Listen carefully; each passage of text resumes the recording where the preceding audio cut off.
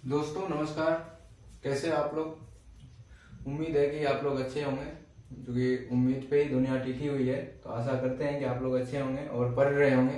10th class वाले है ना, अच्छे से मेहनत कर रहे होंगे। जो आरबीएससी का पेपर होने वाला है, अभी 10 दिन भी आपके पास नहीं है। और पहला चैप्टर आज अपन बताएंगे, शॉर्ट में जल्दी से बताऊंगा कि इम्पोर्टेंस क्या है ना, कौन कौन से क्वेश्चन आते हैं ऑलमोस्ट, उनके बारे में आज डिस्कस करेंगे। पहला जो चैप्टर है केमिकल रिएक्शंस एंड इक्वेशन है। इसमें केमिकल जो रिएक्शन होता है ना, उनको रिप्रेजेंट करना आपको अच्छे से आ जाना चाहिए। जो चेंजेस होता है ना, फिजिकल चेंज, केमिकल चेंज अपन समझेंगे। फिजिकल चेंज को बस आप है ना थोरोली जान लो कि क्या होता है, कि ऐसा चेंज जो रिवर्सिबल हो, टेम्पररी हो, उनको फिजिकल चेंज बोलते हैं। और केमिकल चेंज होता है जो परमानेंट होता है, उन्हीं को सिंबलिक रूप में लिख देते हैं, तो उसको क्या बोलते हैं, केमिकल इक्वेशन बोल देते हैं। केमिकल चेंज को ही सिंबलिक रिप्रेजेंटेशन के रूप में अगर लिख देते हैं तो उसको क्या बोलते हैं, केमिकल इक्वेशंस बोलते हैं। राइट, ये बात तो डिफाइन करना समझ गए। अब केमिकल अगर चेंज होगा तो क्या क्या होगा। एक तो देखो गैस बनेगा, evaluation of gas, production of gas बोल सकते हो। कलर चेंज होगा, टेम्परेचर चेंज होगा, ये सब चीज आपको, स्टेट भी चेंज होगा, सॉलिड से लिक्विड, ऐसा कुछ होता रहेगा। समझिए, ये सब प्रॉपर्टीज बता रहा हूँ आपको। उसके बाद आप समझेंगे इसके क्लासिफिकेशन पे आते हैं। क्लासिफिकेशन की बात अगर करें तो पहला जो होता है वो होता है कॉम्बिनेशन रिएक्शन। पहला क्या होता है, कॉम्बिनेशन रिएक्शन। कॉम्बिनेशन का दूसरा नाम भी अगर आप बोर्ड में पूछ लेता है तो वो भी आप, अच्छा देखो, इससे पहले ये सेकेंड हाफ की बात अपन कर रहे हैं। सेकेंड हाफ, फर्स्ट में क्या हो गया कि डिफाइन करना पूछ लिया, उसके प्रॉपर्टीज पूछ लिया, है ना। अब देखो, जब भी बैलेंस करते हैं ना, इक्वेशन को बैलेंस करना जरूरी होता है, क्योंकि हम क्या जानते हैं, energy can nether be create nor be destroy, है ना। एनर्जी ना तो बना सकते हैं और ना ही उसको बर्बाद कर सकते हैं। बर्बाद इंसान को जरूर कर देता है एक इंसान, समझ गए ना। तो इसीलिए जरूरी है कि बैलेंस करना। रिएक्टेंट्स और प्रोडक्ट में दोनों में नंबर ऑफ मॉलिक्यूल्स, एटम्स जो होगा ना एलिमेंट्स के, वो बराबर होना जरूरी है।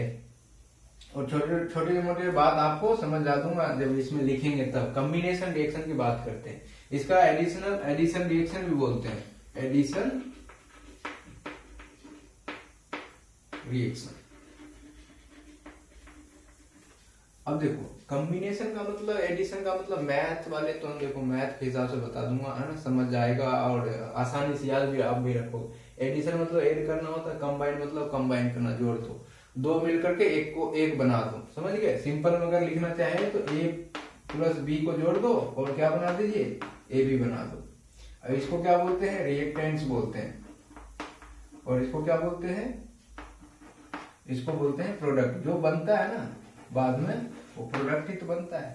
नहीं, हस्बैंड वाइफ मिलकर क्या बनाता है, बच्चा बनाता है ना, तो वो क्या चीज है, प्रोडक्ट हो गया। और हस्बैंड और वाइफ क्या है, यहाँ पर रिएक्टेंट हो गया, समझ गए। उसी तरीके से, अच्छा ये एग्जांपल तो चलो ठीक है, लेकिन आपको बोर्ड में लिखना क्या चीज है वो समझाता हूँ। तो पहला एग्जांपल मैं बता रहा हूँ आपको, जैसे कैल्शियम ऑक्साइड। घर का कलर कर लेते हैं, दिवाली मान लेते हैं कि आ गया। कैल्शियम ऑक्साइड है ना, चूना जिसको बोलते हैं, इसका नाम क्या बोलते हैं, चूना, है ना। चूना तो वैसे हो गया, है ना, क्विक लाइम बोलते हैं इसको, है ना, क्विक लाइम।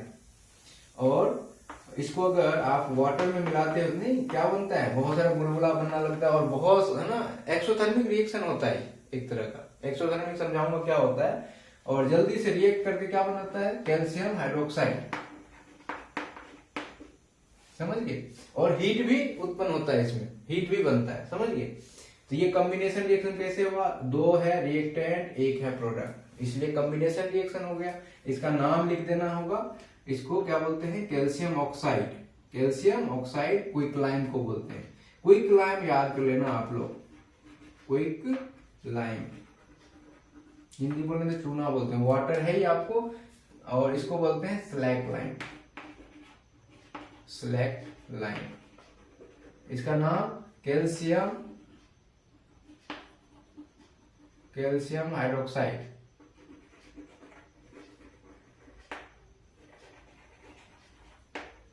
इन सब का नाम ऑप्शनल में याद कर लेना आप लोग। कैल्शियम ऑक्साइड वाटर है ये। अब देखो, जब हम ये तो क्या है, चूना आपने कर दिया मान लो आप, अब इन्वायरमेंट में क्या होता है, अब देखते हो चूना जब अपन करते हैं तो 1-2 दिन तो क्या रहता है, फेडेड फेडेड रहता है ना, चमक नहीं होता, शाइनिंग नहीं आता है। वो क्यों होता है उसको मैं बताता हूँ आज। कैल्शियम OH जो है, अब ऑक्सीजन इसके साथ तो CO2 तो है ही इन्वायरमेंट में, तो CO2 क्या करेगा, कार्बन डाइऑक्साइड इसके साथ रिएक्ट करेगा और क्या बनाएगा, इसके साथ रिएक्ट करके ये बना देगा CaCO3 प्लस H2, वाटर अलग कर देगा। कैल्शियम कार्बोनेट, अब देखो ये बहुत इंपॉर्टेंट, मार्बल ही था ये, कैल्शियम कार्बोनेट। कैल्शियम कार्बोनेट जो होता है ना, एक मार्बल है। अब मार्बल का तो पता है, ये चमक तो आएगा, तो ये धीरे धीरे स्लोली रिएक्शन होता है, ये जो होता है ना स्लोली रिएक्शन होता है, और धीरे धीरे CO2 के साथ रिएक्ट करके कैल्शियम कार्बोनेट और वाटर बना देता है। तो आप जब भी देखोगे ना, तो जब अपन कलर करते हैं तो 2 दिन बाद, 1-3 दिन बाद उसमें चमक आता है, शाइनिंग होने लगता है, अच्छा लगता है, और वाटर थोड़ा सा उसी 2 दिन में क्या ना, वाटर इवोपरेट होकर निकल जाता है और तब उसमें शाइनिंग हो जाता है। क्यों, रीजन समझ गए ना। तो ये हो गया अपना दिवाली का कलर कंप्लीट। तो ये था आपका एक एग्जाम्पल एडिशन रिएक्शन का। इसका और भी एग्जाम्पल समझे तो जैसे कार्बन को अगर आपने ऑक्सीजन के साथ जलाए तो क्या बनेगा, CO2 बनेगा, कार्बन डाइऑक्साइड बन जाएगा। अब इनका नाम है ना, और भी जैसे आपने मान लो कि वाटर ले लिए है ना, वाटर बनाना है तो H2 प्लस O2 क्या बनाएगा, H2O बना देगा। अब इन सब का बैलेंस करना मैं अगले दूसरे वीडियो में बता दूंगा। अभी तो बस समझ लीजिए कि ये 3 रिएक्शन हमने बता दिए, 1, 2 और 3।